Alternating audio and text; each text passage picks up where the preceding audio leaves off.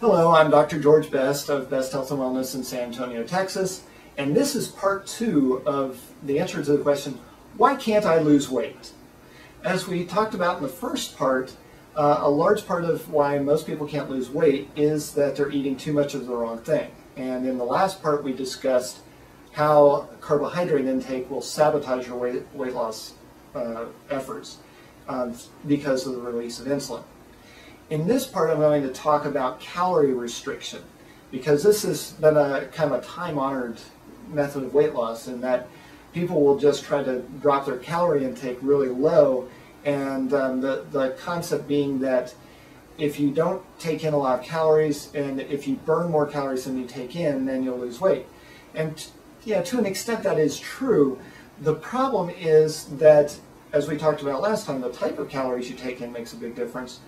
But also, if you restrict your calorie intake too much and or you exercise too hard or too often or for too long, you actually will sabotage your weight loss efforts. The reason why is that when you drop your food intake, your calorie intake down too low and or are burning a really high number of calories through your exercise program, what will happen is that you will cause excess stress on the adrenal glands. And some people have probably heard of the adrenal glands by now because there's a lot that's discussed about cortisol, which is an adrenal hormone that causes you to store fat around the midsection, the belly fat that they talk about on commercials. You may see these products that are basically intended to help you burn that belly fat. And the way they work is by stimulating the adrenals. Unfortunately, those products typically contain stimulants that, while they initially give the adrenals a boost, what happens is they burn them out even further, and in the long run they wind up causing you to gain back all the weight you lost and gain more. Make it even harder for you to lose weight in the long run. Enough about that for now, though. Getting back to calorie restriction. What happens is that when you reduce your calorie intake to a very low amount, what happens is that the body starts to sense that it's basically goes into starvation mode.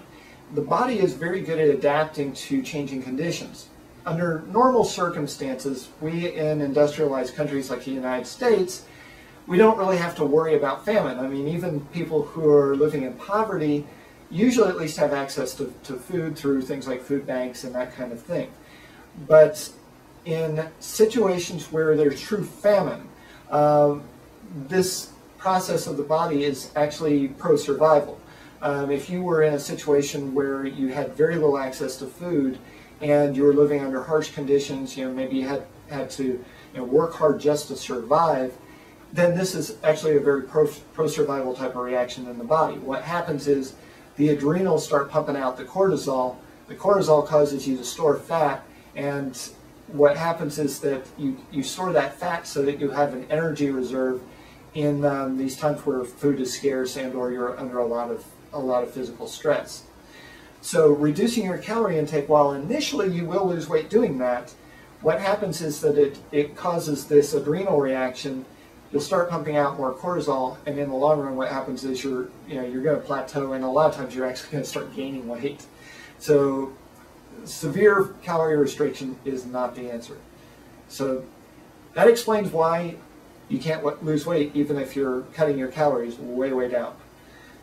This concludes part 2 of why I can't lose weight, or why can't I lose weight, and I will look forward to talking to you on part 3, in which we'll discuss the second half of the equation, exercise. So thanks for watching.